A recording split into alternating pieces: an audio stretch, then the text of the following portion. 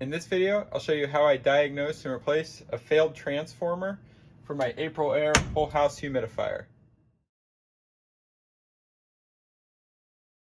We noticed that our humidity was lower than it normally was. So I came down and checked the whole house humidifier to make sure it was turned on. The control unit's up here, it was turned on to a normal place. Went ahead and turned it to test, which will make water come out if everything's functioning properly. On this model, the cover slides off by grabbing the back and the top, and this piece comes off. The media was completely dry. There should be water coming through here. So the next thing I checked was to make sure that the water supply hadn't been turned off inadvertently. My water supply is right here. It's definitely turned on. If you're unsure, you can always crack a little fitting somewhere downstream and see if some water comes out, but I'm not going to bother with that. I know it's on. So no water is getting to this media here. What you're going to need to do next is leave this on test and pull off this knob. It just slides off, and then the cover flips up and comes off. There's 3 wires on mine that come in. One is the outdoor air temperature sensor. It's labeled here. That goes to a temperature probe. One here is the control for the valve. And then the last one here says 20 volt AC. That is where the power comes in from the transformer. In order to check this, you're going to need a couple of things. You're going to need a multimeter set to AC, picking up AC, not DC. If you have it on DC, that's not going to work. You can't use this type of tester. This only picks up 120 or 240. This is 24 volts, so even if there is power, this kind of tester isn't going to work. You're going to need a multimeter. I'll put a link in the description of this video to where you can buy a multimeter like this. They're really inexpensive and they're good for a lot of different projects. So with it in the AC setting, you'll need to have the whole system powered up, so the furnace turned on and running in order to check this. So I'm going to go ahead and turn mine on. All right, the whole system's powered up, the fan's running, the flame is heating, there's air moving through here. I can feel it with my hand here. So I should be getting 24 volts right here. I'm going to check and see if I truly am getting what I need to be.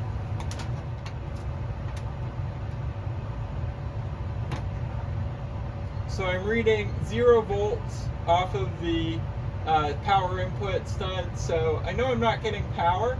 So I'm going to just start tracing that line back and see where I'm getting power and where I'm not.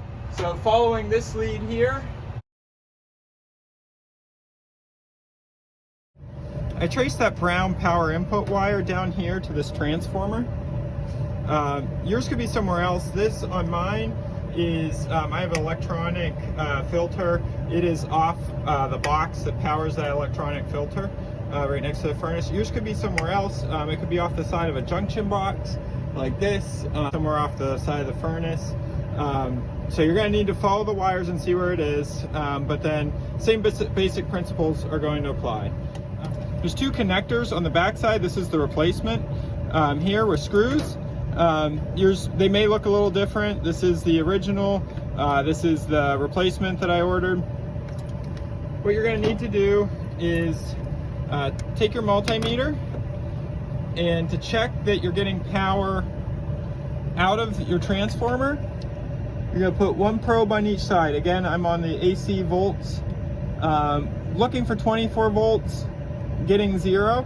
So I know either the transformer has failed or I'm not getting power to the transformer. So next I need to check into the system and see the connection that powers the transformer. So that connection is inside this box here for me. I'm going to go ahead and turn off the whole system and cut power, and then remove these screws, find the connections. I will need to reconnect power when I'm testing, but I'm going to turn it off during this process just in case there's something loose in there for safety's sake. So to access this panel, I'm just going to use a nut driver. You can use a screwdriver. You know, if it's in an electrical box like this, take the cover off here to get access.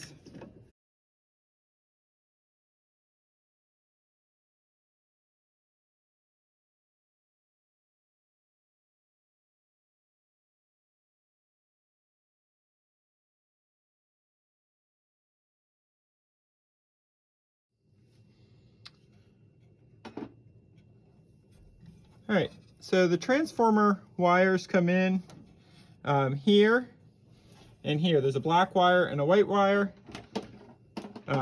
same as the new one. And what I need to do is see if I'm getting power at these connections. To do that, again, I'm going to use my multimeter. This time I'm looking for 120 volts AC, because this is power coming in from your regular house power. So to do that, I can either stick the probes up in here or take these wire nuts off to test it. If you're going to take the wire nuts off, make sure that these wires do not touch. That's going to short out the circuit and trip your breaker. When I'm ready to test this, I am going to have to power the system back on to check and make sure that I'm getting power there. So because I know that I'm having trouble already, I've already gone through this process to diagnose. I'm going to go ahead and take these wire nuts off, but you can try to stick the probes in the back if you feel more comfortable that way. So to remove these wire nuts, you're going to untwist them counterclockwise.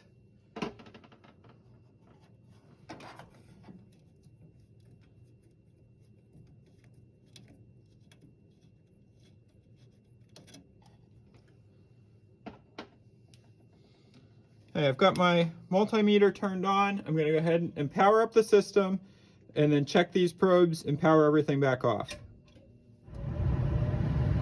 Okay, the fan just turned on and I'm going to check it again.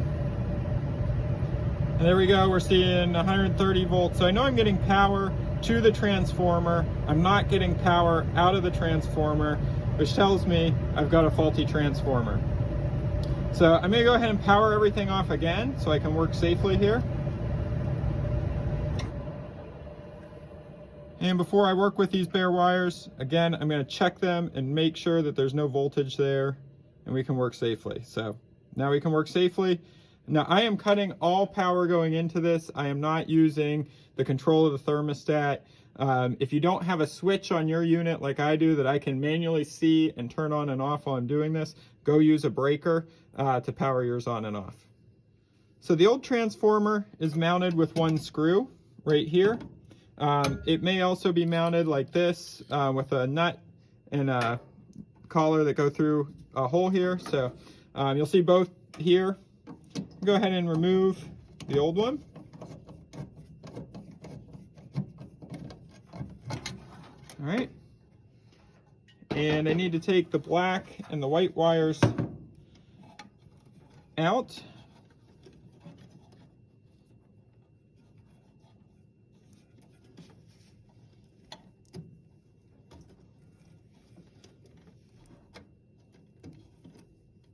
Just untwisting the twist here that's on them.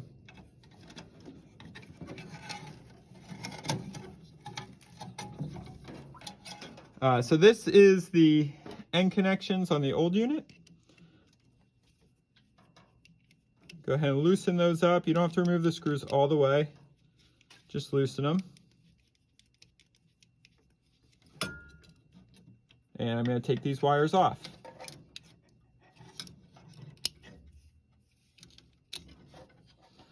All right, so gonna get rid of this unit. It's time to install this one. I'm gonna take this nut off, set it aside. We'll need that in a minute. And I'm gonna go ahead and replace. I'll put a link in the description of this video to this part. So if you need the same one, you can just click the link and order it on Amazon.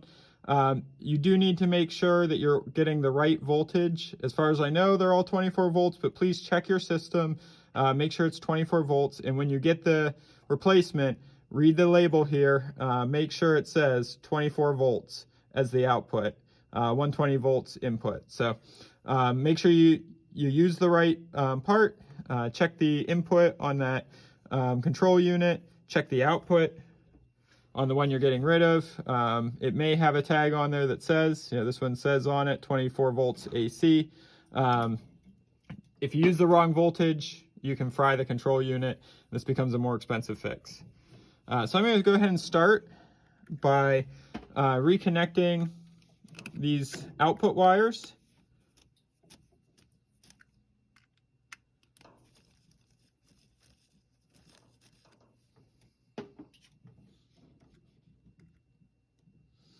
So you'll notice the hooks on these wires, when you put these on, you want to have them oriented like this one. This one's actually backwards, so that when you tighten this down, it keeps pulling the curve in. So I'm gonna put that one on.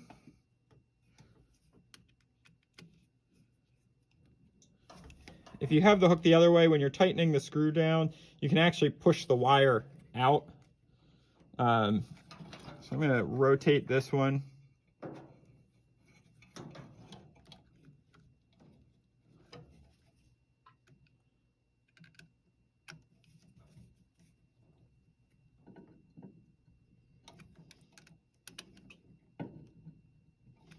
You don't have to go crazy, but you do want to make sure these connections are tight. Otherwise, over time, you can get a loose electrical connection, and you end up losing the voltage that you need. On a higher voltage, it can also be a fire hazard. So make sure you get them tight. You don't have to go crazy, but make sure they're tight. I'm going to then feed these wires back through and put the nut on.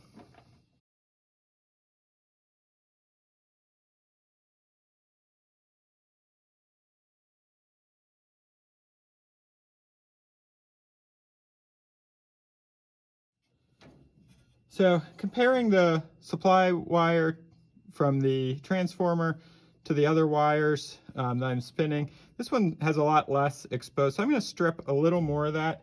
I'm going to use these wire strippers here. There's a lot of different styles out there. Any of them will work. I do really recommend these. You'll see me use them in other videos as well. They're really handy. They're really fast. They do a great job. You can strip heavy duty wires. You can strip really fine wires. If you don't have a set of wire strippers, I'd suggest getting these. I'll put a link in the description of the video. Even if you do, I'd suggest upgrading to these if you've never used them. So to use these, I just pop the wire in there, clamp and squeeze, and it pulls off the last little bit of the wire. So it pulls off the last little bit of insulation.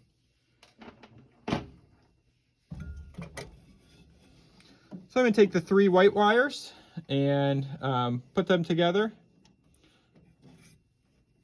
and reuse the wire nuts to tighten this. So I'm going to tighten it by going clockwise. And then I'm going to put this wire nut on and continue turning it clockwise until it's tight.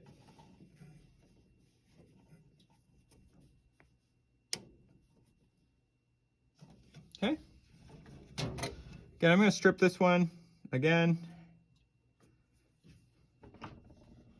I'm using this little stop here to guide how far I want to strip. This is adjustable. I have it out all the way.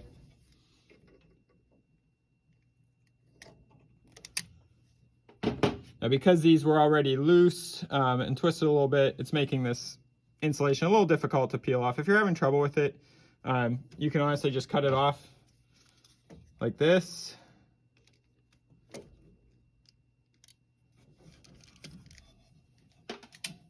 And then strip a new length.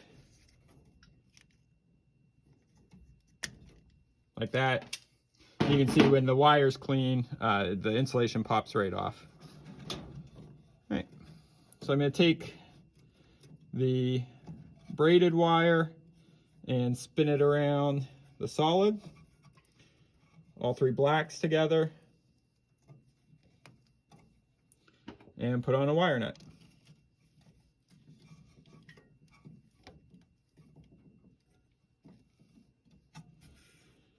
One of these wires came loose, so I'm going to go ahead and just check them, tug on the braided wires. You can tell which ones are the braided wires because they're a lot more flexible. Giving each one a tug. Yep, they're in there tight now. I'm gonna power up the system and wait for the fan to turn on and check that voltage on the output here.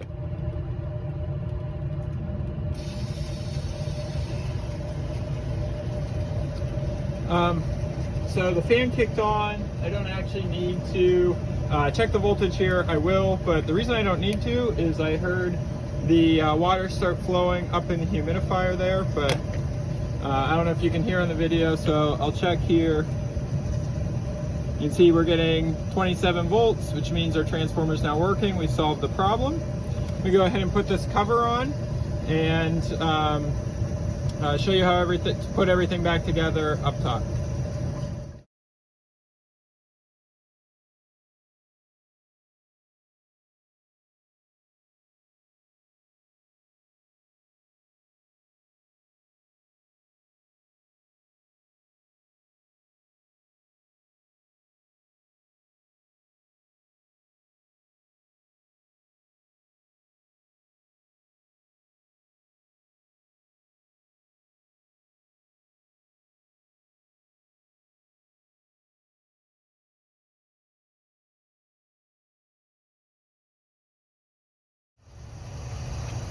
Alright, I apologize for the background noise, but the furnace is running and I can hear the water flowing through here. I can feel it in there. It'll start trickling out of the drain here in a little bit. I'm going to go ahead and put the covers back on and get everything cleaned up. So I'm going to start by snapping on the control cover. And take the knob. I had it set to test. So go ahead and move this to the normal range so I'm not wasting water. Test just means it puts more water out than any of the other settings. The other settings are how much water is coming through this valve down here. So I'm going to put it on normal. I'll go ahead and put this cover back on. Put the cover on, slide it in on this side first, and then snap it in back here on the back. So that's on. Everything's ready to go. If you found this video helpful, give me a thumbs up and tell me about it in the comments. You can ask your questions there as well. And don't forget to subscribe to my channel for more helpful tips. Thanks.